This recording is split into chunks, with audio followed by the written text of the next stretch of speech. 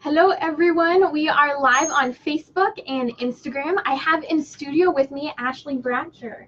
Thanks for being with us. Yes, thank you so much for having me. So she is the leading actress of Unplanned, the movie coming out March 29th. For those who have not seen it yet, get ready because we're doing a full interview behind the scenes, your journey as well in the pro-life movement.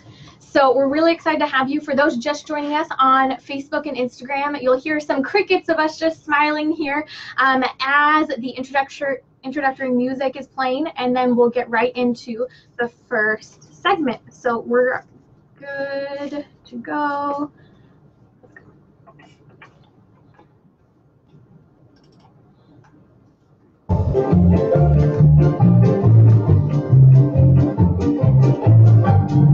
You're listening to Trending with Timmery, offering an eternal perspective on today's hottest topics. National speaker Timmery Millington has been a passionate advocate for life as long as she can remember, helping Gen X through Z answer the call to true feminism and authentic manhood.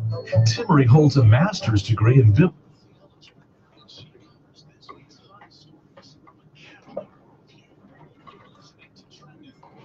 Is this better? I'll move this way. Hello, good to be with all of you. In studio, I have a great surprise for all of you. In the pro-life world, for those who are following it, Unplanned, the movie, is coming out on March 29th. Now, some of you may have heard last week, Robia Scott was with us in studio, and she kind of played the villain of the story who really groomed the main character, or really the person behind the story, Abby Johnson, who found herself participating in the oversight of over 22,000 abortions. And then she had a moment where she ended up witnessing an ultrasound guided abortion, and it changed her life. So here in studio with me is Ashley Bratcher, who actually plays Abby Johnson in the movie. So good to have you, Ashley. Yes, thank you so much for having me. Now, you have been on flights all over the country for the last couple of weeks. Just tell us a little bit about your past week and the surprises of it. Well, when I got this role, nobody warned me that this was going to happen. We couldn't have predicted that this was going to be the hot topic of conversation for our culture right now. And so the last week I've spent every single day traveling to a different state. Yesterday I was in Texas. The day before that I was in Georgia. Tomorrow I'll be in North Carolina. Then I'm going back to California. And I'm really racking up my frequent flyer miles. You'll really deserve a nice trip at the end of this journey. Oh yeah, that's already planned. Where are you going? We are going to the Bahamas, actually. We're going on a Jesus Freak cruise. Have you heard of that? No, what is that? It's a cruise with a lot of contemporary Christian music artists, and they'll be performing the entire cruise down to the Bahamas. Wow, yeah. How neat. That's going to be very, both a cruise that's enjoyable, but also spiritually enriching as well. A nice spiritual retreat. Yeah. So a little later on in the show, we're actually going to be getting into the surprising story between Ashley. It's so interesting because I heard that you were playing this role, and then just a couple months ago, right around Christmas, all of a sudden the story breaks that you have your own pro-life story you didn't even know about. So for those who are just now joining us a little later in the show, she's going to be sharing her own testimony surrounding the issue of abortion, which is just incredible to hear. So don't go away. In the meantime, I have some awesome news for those who don't know. All across the nation right now, 40 Days for Life campaigns are taking place where you can go and pray and fast in front of an abortion clinic. Now, part of those campaigns that many of you might have heard of or be participating is part of Abby's story. So can you start with telling us how you came to the role of Unplanned? Oh, wow. Actually, the role of Abby and Unplanned came to me, honestly, and it was through God, and it was through one woman's obedience to listening to the guidance of the Holy Spirit. It was a follower of mine on Instagram. She had committed herself to praying for people in the film industry. She was not an actress, a producer, a writer, nothing. She just committed to praying for people in the industry. She and I had connected on Instagram about 2 years ago now, and she'd been praying for me. She reached out to me and said, Ashley, I really think that you're meant to play this role. And at the time, I didn't really know her, so I thought she might be a little crazy. A little bit of a stalker. Yeah, and I was like, you're so sweet. Thank you so much. And then I kind of blew her off. But she was persistent, and a couple weeks later, she said, Ashley, have you auditioned yet? I really, really, really think that you're meant to play this role. Will you please just look at it? And I thought, okay, well, if she's so persistent about it, I don't have anything going on this next couple of days. I'll take a look at the script. So I got a couple of pages from the script, and I was just so interested because Abby is really fun and charismatic and so likable and dynamic. And in the few pages that I got, I knew that she worked at Planned Parenthood, but I was really curious if she was going to become pro-life because I didn't know who she was. And that was when I looked her up and I heard her testimony for the first time. I was completely floored. I felt like I had waken up. I mean, it was like blinders had fallen from my eyes, and for the first time I realized that I had been blind to what was really happening. It shook me to my core. I remember going home and telling my husband, I have to be a part of this movie. I have to help tell this story. The world needs this story. Now, at the time, what was your position on abortion? At the time, I considered myself pro-life in the sense that I would never have an abortion, but I could never tell any other woman that she couldn't have one, which in reality is being pro-choice. I mean, it really is. So I was just kind of middle of the road, and it was because I didn't have the education. I didn't know exactly what happened during an abortion procedure. I also didn't really understand fetal development like I do now, which is really kind of embarrassing to say because I have a 9-year-old child. So looking back and understanding it from a scientific standpoint and understanding when life begins at the moment of conception, how it's confirmed by science that a unique individual is formed with its own unique DNA. Like how could I have been so blind to not understand and realize that? So this role has definitely just opened my eyes, and I've become a pro-life advocate in addition to being an actress. That is Ashley Bratcher. She is the leading actress of the movie Unplanned in theaters on March 29th. You're listening to Trending with Timmerie. Ashley, it's so interesting because it sounds like ultimately you're reading the script, you don't know where it's going. You find Abby's testimony, and that testimony completely changed your life story on the issue of abortion. That you suddenly really took this role as a pro-life activist in many ways. Yeah. Because you saw this story and be sure. Now, something really exciting I heard, actually, you tweeted this out, is that on iTunes, this film, the trailer was trending. Tell me a little bit about that. Yeah, when they released our trailer, it trended at #1 on iTunes. Wow. It was insane. And God is so funny and so good and so personal in how he speaks to us. Because I remember looking at the list of all of the movies on the rankings of iTunes, and we were above Aladdin and Avengers Endgame. Wow. And I'm a huge Disney fan and a huge Marvel fan. So I just remember looking at that and thinking, look what God did. How good is this? Yeah. And looking at how so many people, yourself, Robia, the directors, the producers, all these people, I mean, I know so many people who are involved in this film, but each day I find out more people who are helping in promotion or volunteering their time, choosing to take on these roles they never would have expected. I think that we're at a point in history as the nation is trying to, or should I say politicians, are trying to bring about full-term abortion, which is already accessible. It has been for years here in California. But to make sure that if Roe v. Wade is overturned, there's full access to abortion no matter what per state. Here, this movie is coming in saying, no, let's reconsider your pro-abortion view. So what would you say is the greatest impact in the movie? Like that one scene where you think, if anyone saw this, I really hope they see this part and it touches them. Wow, that's a question I haven't been asked before. It's a difficult one to answer too, because there's so many that I think are going to impact people in different ways. I think that probably the ultrasound guided abortion, because for the very first time, we have a face for the victim. This is something that is done behind closed doors. Women who get abortions, they're not being shown an ultrasound of their child as it's being taken away from them. And you see that on the screen. The closest thing to Unplanned is The Silent Scream, which was a movie that was out a very long time ago. But with medical advances and being able to use an ultrasound machine to see exactly what's happening, a 13-week-old child, at any point, a woman can have an abortion for any reason and terminate the life of a 13-week-old child. And that's what we show, is that termination on the ultrasound-guided abortion machine. And it's not gory, yet it is, because you're looking at a simple ultrasound image, you know, black and white. Just black and white. You're seeing the baby react, and this is why Abby, she didn't normally participate in the room, the operating room. Yeah, no, she wasn't. She would maybe oversee things every now and again if something was going wrong, but she had to come in and hold the instrument that allowed for the ultrasound to take place. I remember reading in her book 10 years ago now how her hand was in pain as she was watching what was happening on that screen, and it changed the whole course of her life from then on out. Yeah. A scene in the movie that I would love to hear your feedback, and I asked Robia last week, what was it like for you, the scene in the movie where Robia plays Cheryl, right, the lady who's grooming you to take over Planned Parenthood, when she brings you into the POC room, which is the product of conception room, known as, Pieces of Children? Pieces of Children is what they joked and called it. Yeah, she came to kind of test you, see if you're ready. What was filming that scene like?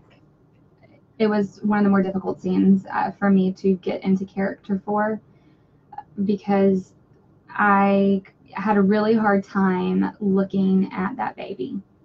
And even though I knew that it was just a prop, that it wasn't real, being able to get in that moment and imagine that this was my life as Abby, and I was getting ready to come face to face with this baby that had been ripped apart, I had to step out several times. There were so many times before we started shooting that scene that I just stepped out and I was crying in the hallway, and I just kept saying, I don't know if I can do this. And it makes me emotional now because I feel what I felt then.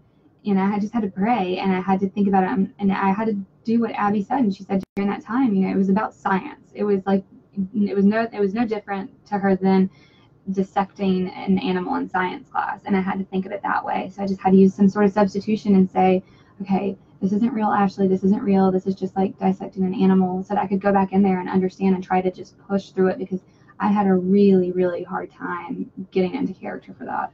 One of the hardest things for me working in the pro-life movement is hearing these stories of women and children, botched abortions, and stories of women who were forced to have abortions or who had abortion years later, their regret looking back. It's a topic you have to almost begin even when you're involved in the movement, just like you were having to desensitize yourself during that scene, that sometimes if we were to just think enough about the issue of abortion, it would bring us to our knees in tears. Yeah.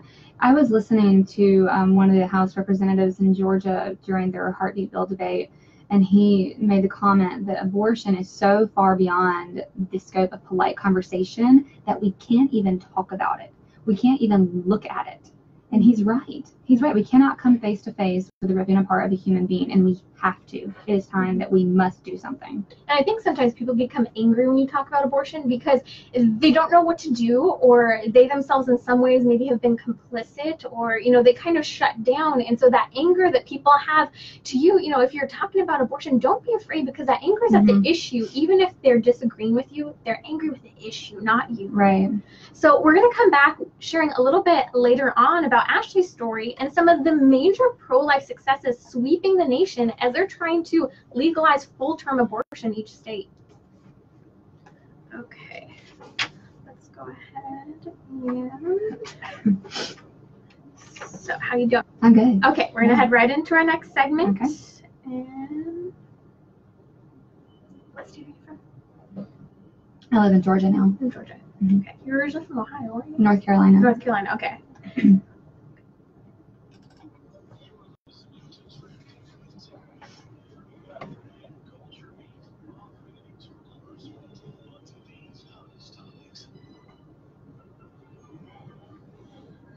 Timmery here a little later on in the show. Ashley Bratcher is going to be sharing her own personal pro-life testimony and very close encounter with the issue of abortion. So don't come away. She is the actress of Unplanned, the film. You can find it at unplannedfilm.com. It comes out March 29th, and we need to get out there and support it opening weekend. So Ashley, tell me a little bit about your acting career and some of the different projects you've been involved in. Well, I gave my career to the Lord in 2012, and honestly, that's when I started working. I was interested in acting in high school. I did drama club, high school theater, things like that. But when I graduated high school, I didn't really feel like it was a viable option because I grew up in rural North Carolina. There wasn't really a lot going on there. So I went to college, and I got a degree in graphic design. And in my senior year of college, I went to the North Carolina State Fair. And at the North Carolina State Fair, there was this big booth, and it said, "Do you want to be an actor?" And I thought, why not? And so I went in, and I auditioned for this little local commercial. I ended up booking it, got signed with an agency out of North Carolina that took me to New York. I went up to New York, got multiple offers to sign with managers and agents there. I moved up to New York after I graduated. I worked a little bit, and I was very young, naive, not ready for the city. New York is a really tough place to live when you grew up in the South and you're young and not ready for it. So I only spent about 6 months there before I came back home, and just was really struggling and kind of floundering to find my purpose. And I just kept calling out to God and saying, why am I here, God? I don't get it. If you gave me this gift, what am I doing with it? And my life got a little bit complicated in the process. I ended up having my own unplanned pregnancy with my high school sweetheart. We ended up getting married, and we kind of just tried to make things work. We moved back to our hometown. I was teaching middle school art. We were just kind of going through the motions to get on our feet. I remember talking to my students one day and letting them know a little bit about my past and telling them, if you're passionate about your craft, you can always make a living at it. Being passionate about something is proof that God put purpose in your heart to do something with it. And I thought, oh, well, maybe I should kind of listen to myself here. And so I went home, my husband and I had a talk, and I just thought, I don't want to live this life with regret. I don't want my son to think that I had to give up everything that I dreamed of because he was born. Like, I know that we can do this. There's an industry in North Carolina. Do I have your support to go for this? And he said, yeah. And we started searching for jobs on the coast of North Carolina. There were studios there that were doing really well. I got an agent there, and I gave my career to the Lord that year. And he really blessed it because I said, okay, God, take over and do what you want. And he kind of took over, and it's been one crazy ride since. Wow. So you were also in the God's Not Dead movie, if I remember correctly. No. So the writers and directors of Unplanned are the writers and directors of God's Not Dead. So tell some of the projects you've been involved in. So I the very first movie I ever did was this little film called The Perfect Summer, which was on Up TV. I had one line, and it was, "She's inside." That was convincing, right? You practiced that hundreds of times. Oh my gosh. Too. I remember getting the script because they had booked me and didn't tell me what the role was. They just happened to like me, and so they booked me. I remember going through the whole script trying to find my line, and I found it, and it was one line. And I was just, I was so devastated, but then at the same time, I remember getting to set and being like, this is going to be the best line of the movie. Like, I'm going to do so good. But isn't that the story of so many people's careers? Like, you think, oh man, I'm so talented, I'm ready to go out. Maybe you just graduated college, or maybe you're going into your first college course, or you got this new job, and you're like, I'm going to be great. And then, it's something smaller, or like a more getting humbling. Coffee for somebody. And, yeah. It's a good lesson. And I want to touch briefly. I'm really impressed, the challenges of going to New York. I'm proud of you, man. It's hard for so many people. They move sometimes to the big cities. I see a lot of people moving to California, and they come from the South, from the Midwest, and they say, man, it's so different here. There's a sense of superficiality and even challenges to our sexuality that are so hard, yet you thought you needed to get out of that. Oh, yeah. The Lord spoke very clearly to me. I have had a love-hate relationship with God, if you will. I kind of found my salvation when I was 13. I was in and out of church. I didn't grow up in church. My family were holiday Christians, and we went Easter, Christmas, and also because we live in the South, we went during softball season. Wait, why? Because you had to attend church to play softball. Oh, okay. Everyone can stop judging me now, though. So it's not to support your team, not prayers for the team. That's the only way you can play. It was the only way you had. But I mean, it's a good campaign to get people in church. You can't play. You can't be on the team unless you're in the church. So yeah, we went during that time. But so I was in and out of the church. I didn't really have that consistency. And it wasn't until I was older that I really found and grew in my relationship with Christ. And because of that, he always just had this really amazing way of, no matter how much I was rebelling, to just gently remind me that he's right here.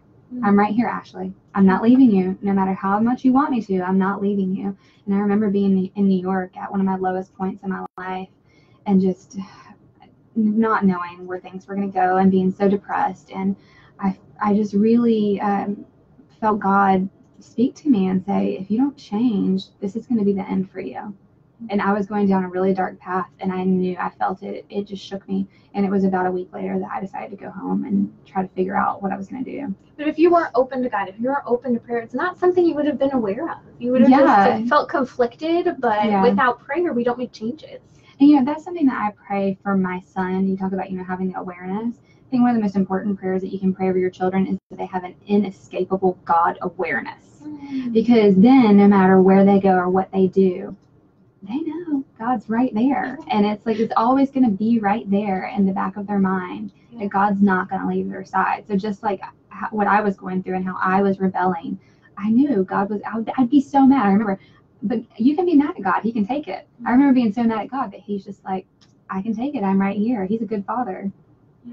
That's Ashley Bratcher of the movie Unplanned. She plays the leading role of Abby Johnson in the movie. It comes out March 29th. To get out and support it, especially send high school students. Maybe you get together a group of high school students. Maybe you know someone, say, hey, I want to sponsor the pro-life club at this school. Or maybe get together, you know, someone to donate to a parish and send a bunch of the youth group kids there, because this is truly a life-changing movie. But I want to talk, Ashley, it's incredible when you're sharing part of your journey, because you're saying, you know, I gave my career to God, and here I was, I tried to have an acting career, I went to New York, I came back, just the perversion and what you're surrounded by was too challenging.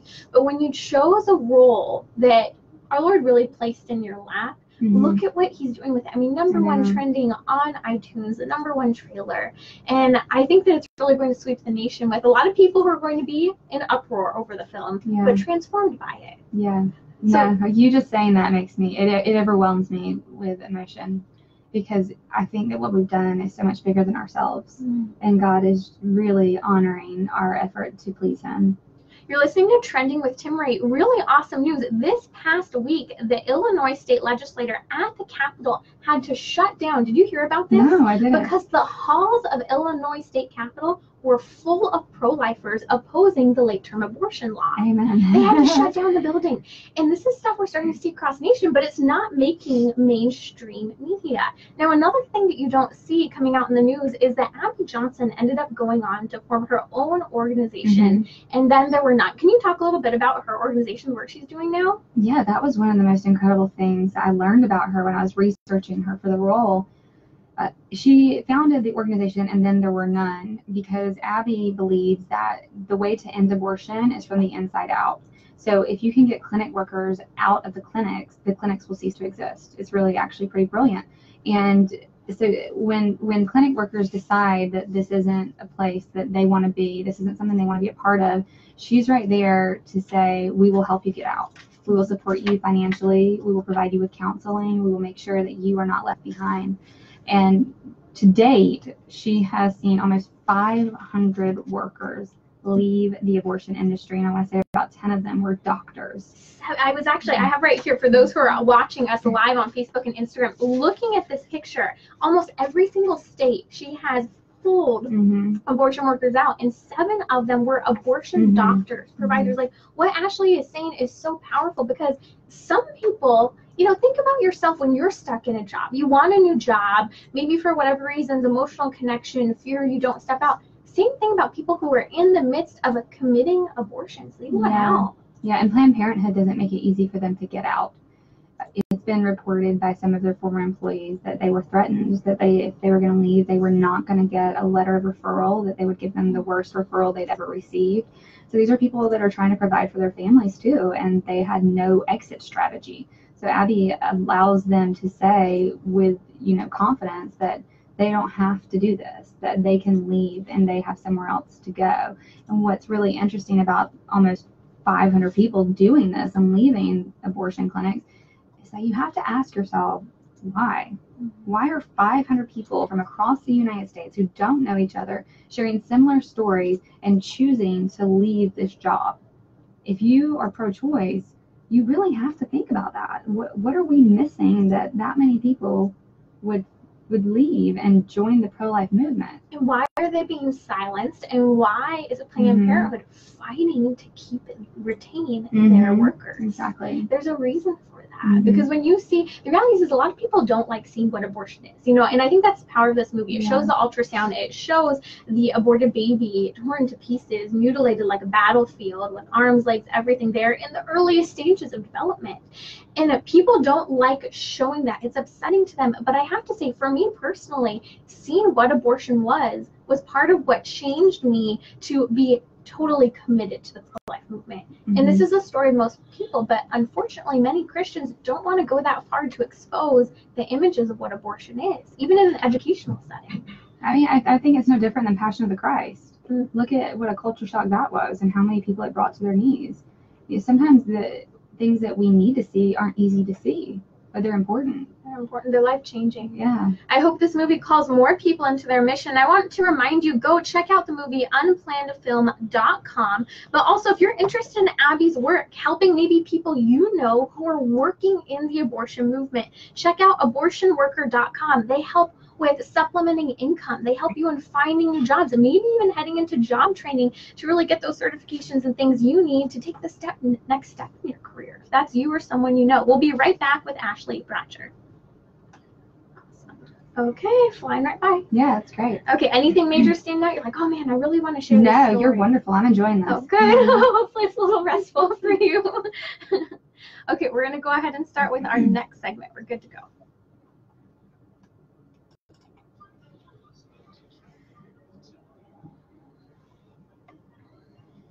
In studio with me, I have Ashley Bratcher, who's the leading actress of the movie Unplanned, playing the role of Abby Johnson. Now, this is a role that you cannot act in and not be transformed. So coming up in the show, we're going to talk about not only, you know, she's already shared that her pro-life views have changed, they're more in-depth, but what's next? That'll be coming up. But right now, I want to hear your story.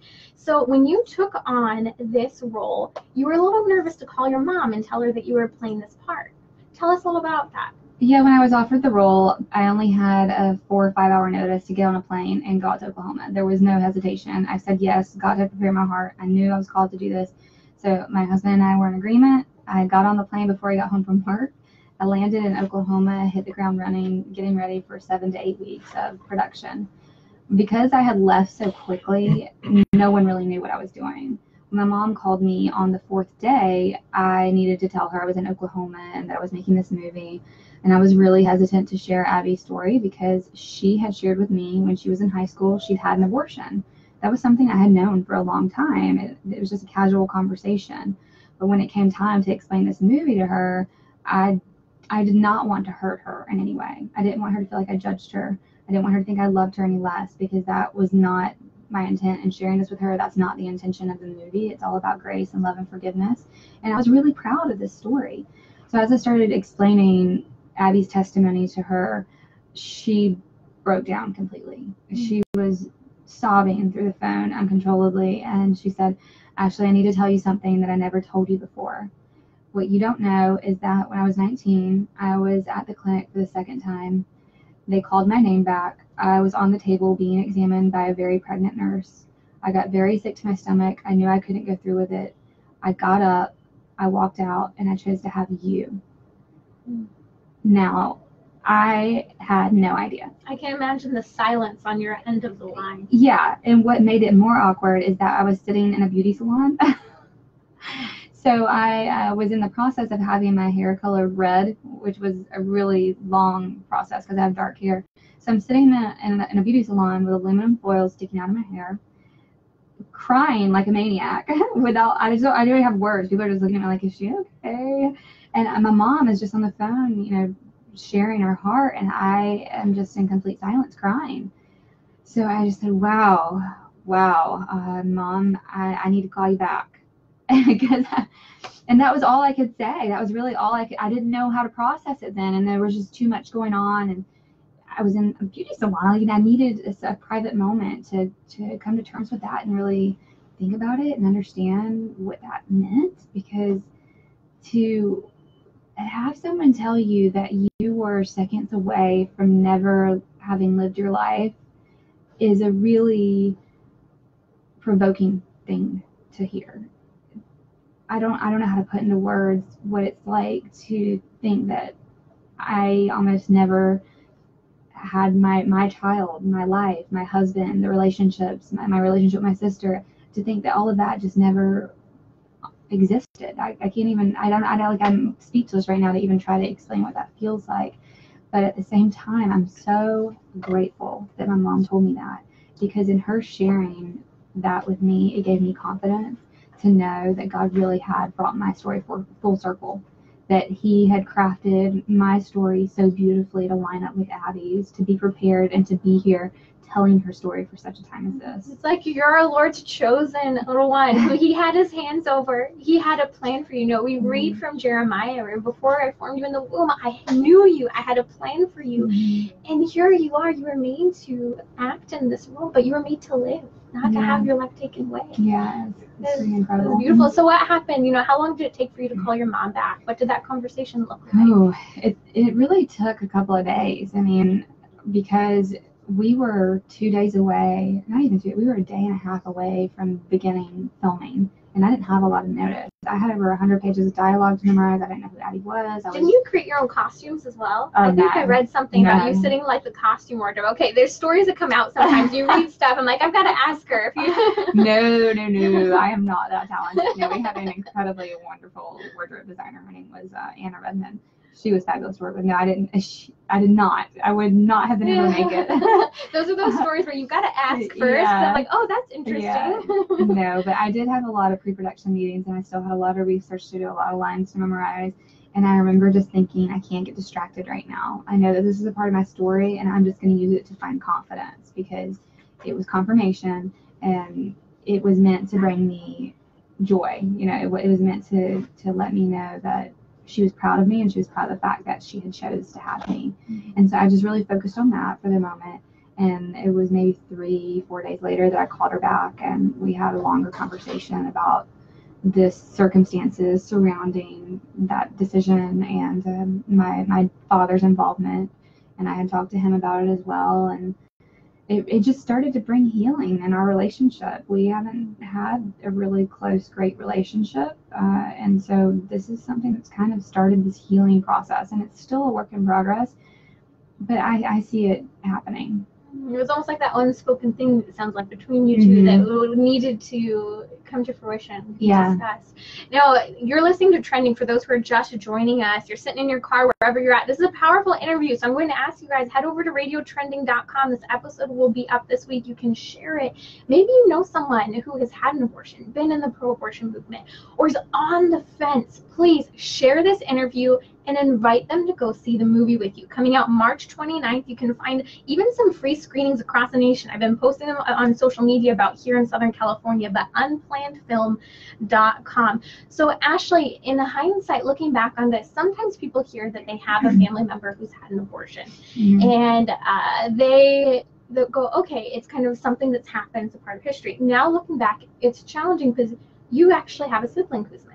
And that's something really tough to process when you think about it. In hindsight, how do you think about the topic now after having acted in this role? I think that we need to choose our words with intention, with kind and loving intention, because 1 in 3 women have had an abortion. So that means that if you're sitting in church, the likelihood of one of the women on your pew having had an abortion is pretty high. So when we address this conversation, it needs to come from a place of love, so that women can find forgiveness and healing. When you talk about, you know, having a missing sibling and things like that, that is something where we have an opportunity to mourn and celebrate that life and say, I'm you know, like to say, like to honor that life and say, you're not forgotten. You know, this may have happened, but you're not forgotten. And to say to my mother, you know, you're forgiven. And another thing that really bothers me about some people in the pro-life movement are using the words, when people use the word murderer, and they say, like, abortion is murder. Okay, well, a big thing for me is intention. And that is a big part of murder as defined by the law. Intention is required. Well, Planned Parenthood does a really wonderful job of campaigning to make women believe that it's just a clump of cells. Or their intentions are very good. Yeah, exactly. That they're doing what's best. And these women aren't going in saying, I'm going to go murder my child. Like, that's not what they're doing. And we need to make it obvious that we are compassionate and we care. And I think that when we use words like murder and killing, we're not creating a safe environment for women to come to us and say, I need help. We're instead judging them and condemning them. And then women who are post-abortive, this is guilt they carry with them for the rest of their lives. They're not, as soon as you say murderer, they shut down. They don't want to talk to you. And although the language might be correct, it's not the language that's going to win souls. It's not the language of conversion. And you're supposed to find a common ground when you're talking to someone, whether you disagree or agree with them. And even if you're challenging them, you don't challenge someone by calling them names. You know, it's a fallacy. Exactly. And that's why I say it's so important to consider the intention of your language. You know, the word tells us that the power of life and death is in our tongue. So how we speak to each other needs to come with intentional love. An ironic moment, well, irony would be the wrong word, but a moment that's interesting in your story is your father ended up going to a pawn shop and pawning his gun in order to have enough money to save your life. Now, the power behind that in so many ways, you know, just to think about such a violent act that takes place in abortion, right? But also they're going, okay, well, what do we have that we can give up to make the sacrifice to bring this life into the world that we've already created? It's in the world, but to breathe its first breath outside of the womb. Yeah. Well, the shotgun was intended to pay for the abortion, and it was because they didn't have enough money. And then when my mom walked out and chose to have me, that money is what gave me life. She got a crib, she got maternity clothes, she bought baby clothes, and the very thing that was intended to be used to kill me gave me life. Now, with your mom seeing that nurse when she was on the operating table, about to abort you, she saw this woman who was very pregnant. Did that have a big impact on her, the fact that she was pregnant? She hasn't really spoke much into that. I know that she was aware of it, and I think it was something that did kind of set off an alarm in her brain. Like maybe even, you know, the Lord speaking to her through this woman inadvertently. I know that had to be difficult, to be pregnant and to see a pregnant woman assisting you with your own abortion. Yeah. Well, and that's also Abby's story, which is so interesting because she ends up getting pregnant while working for Planned Parenthood.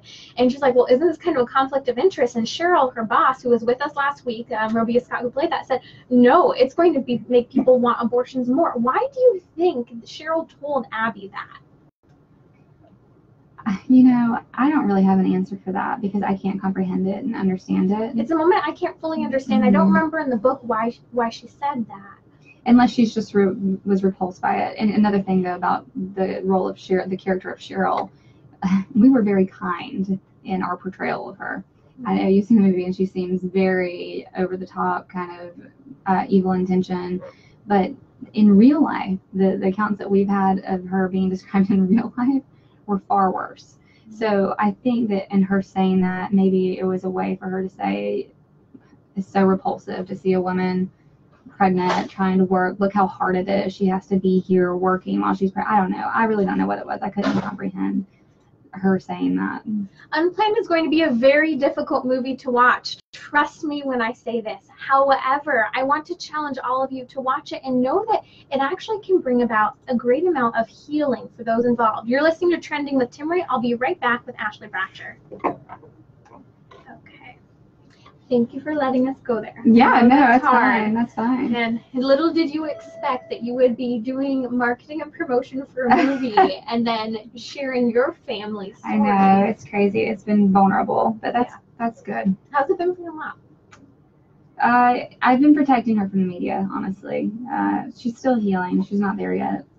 So we've allowed her to have her privacy. Yeah, good. Okay, we're going to come up. We're on our last segment. Flew by. So anything really specific you want to cover during this last segment? Otherwise, I'll... No, you go. You run with it. Okay. Yeah, I like where it's going. Okay, good. Okay, we are good to go.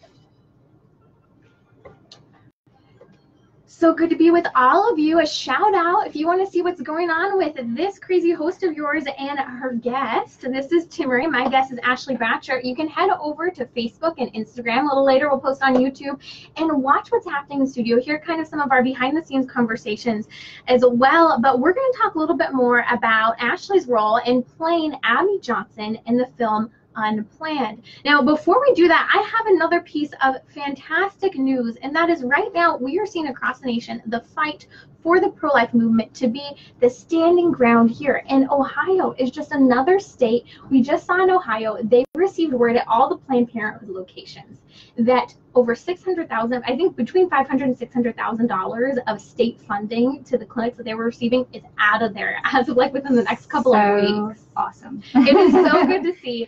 And Yeah. this movie, Unplanned, is going to fire people up to continue to advocate for these pro-life laws. I agree. And I think that even in the state of Ohio, it's been like a 3-year fight over whether or not the funding would be taken away from Planned Parenthood. So it's a reminder to persevere. Ashley, during your role in Unplanned, I would like to hear some of the key moments during the movie that really impacted you. Oh, everything. But in particular, there is a scene where Abby has a chemical abortion. It's the RU486 pill.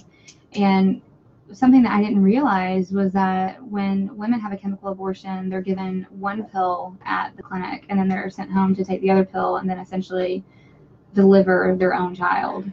At home, alone, without a doctor's supervision.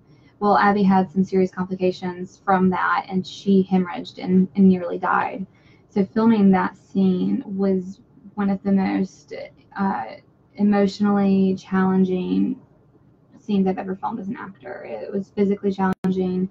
I was so sick to the point that I actually threw up in the scene, just imagining what she was going through.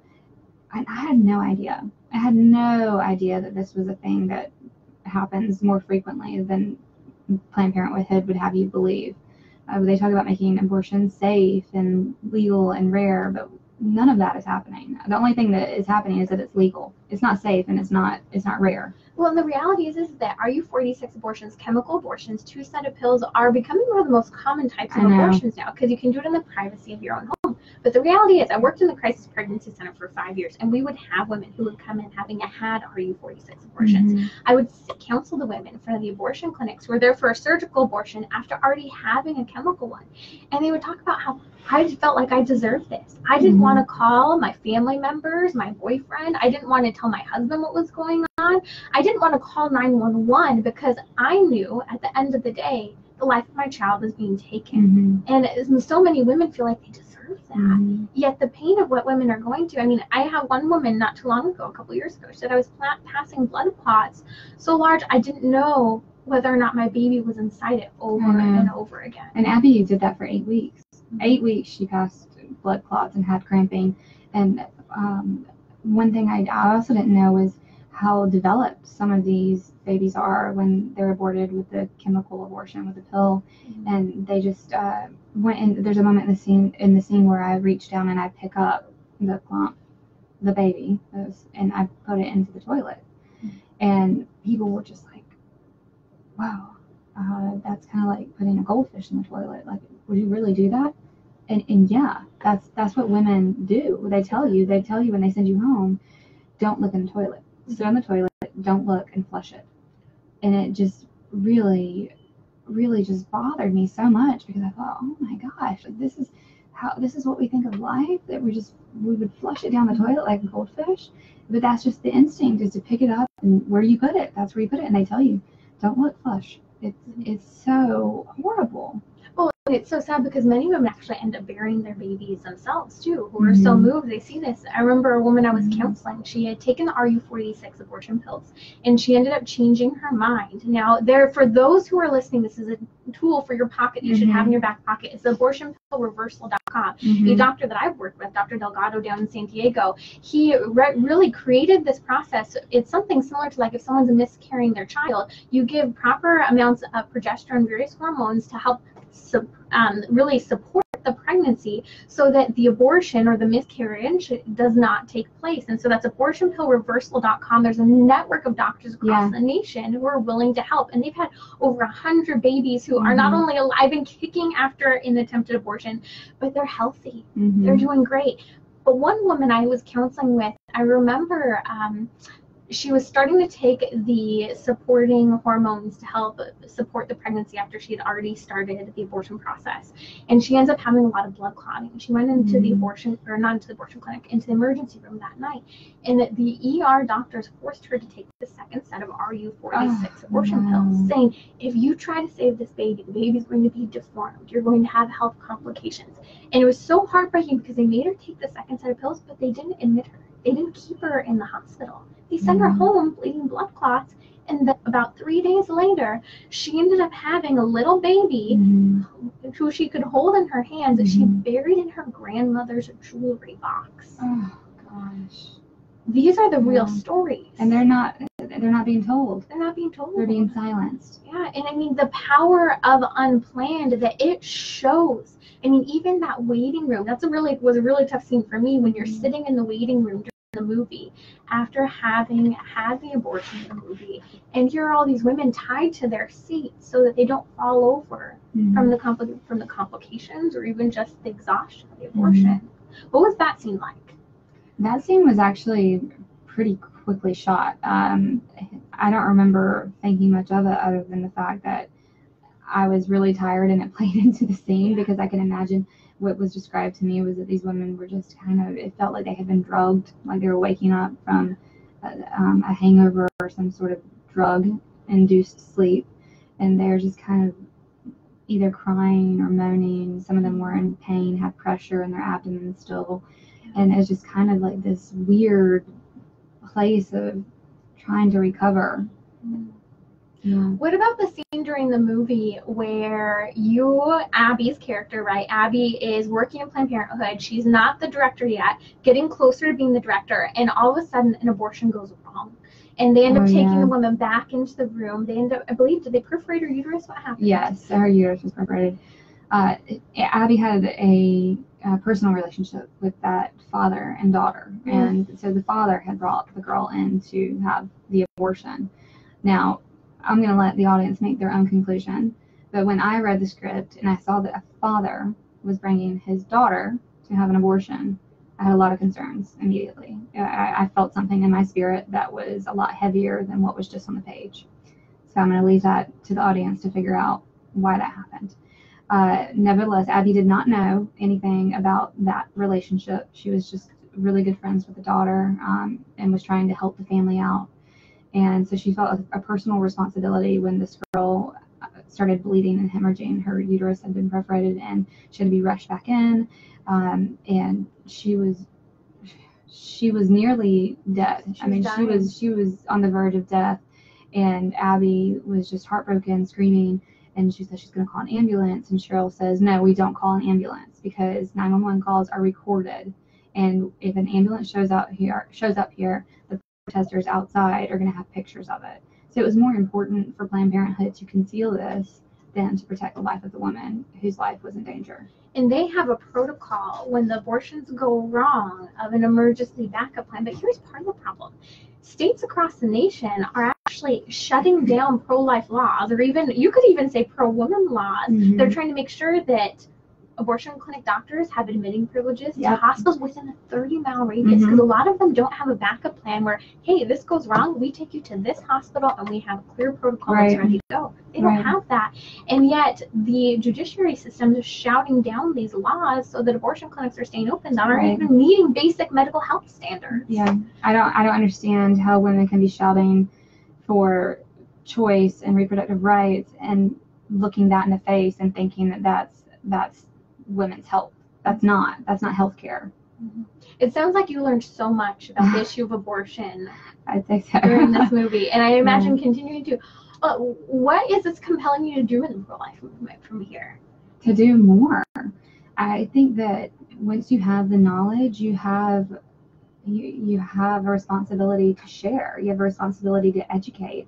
And as an artist with a platform now, I have a social responsibility to make sure that what I'm saying is accurate. So I want to make sure that I'm educating myself and that I'm speaking the truth, and that when people look to me and they say, how could you do this movie? I can say, well, here's exactly why I did this movie. I'm proud to do this movie, and here's why. Here's what I believe, and I'm going to continue to speak for it. This has become a part of me now, like it or not. Thanks, Abby Johnson. But that's what she does. She's a fire starter. She's really good at activating people and convicting their hearts and changing minds. She was a very loud pro-choice feminist, and she made a 180. That's courageous. Anytime someone can stand up in front of people and say, I was wrong, man, that takes guts. I admire her. I'm just blown away every time she speaks. And I'm proud to be standing here telling her story, and I hope to continue to spread the word for the rest of my life. And I ask people to pray for Abby. It must be incredibly joyful to see the truth coming out, but incredibly painful to relive what you lived. And I know that she's already written her book and she shared her testimony, but this is a step further in exposing, her own deepest, darkest sins. How vulnerable, right? How vulnerable. And it's such a huge sacrifice for her and her family to make, to say, this is the ugliest part of my life. Let it be shared for God's glory. Ashley, where can people find you online? Ashley Bratcher on Facebook. You just search me, I'll pop up. And then _@ Ashley Bratcher. I had to think about it. @ Ashley Bratcher on all other social media. Excellent. I'll be sure to tag you as well while you're in studio here. It's been wonderful to have you. If you enjoyed the show, please let me know at radiotrending.com. Head over there, pick the episode, and share it with other people. I'll be speaking during some pro-life apologetics coming up at a couple events, so head over to timmery.com for more information. And Vox Vitae this summer is happening. It is a pro-life training camp for young people to be able to face this tough issue in our culture. Okay, I'm going to go ahead and just shut down our live feeds, and then we are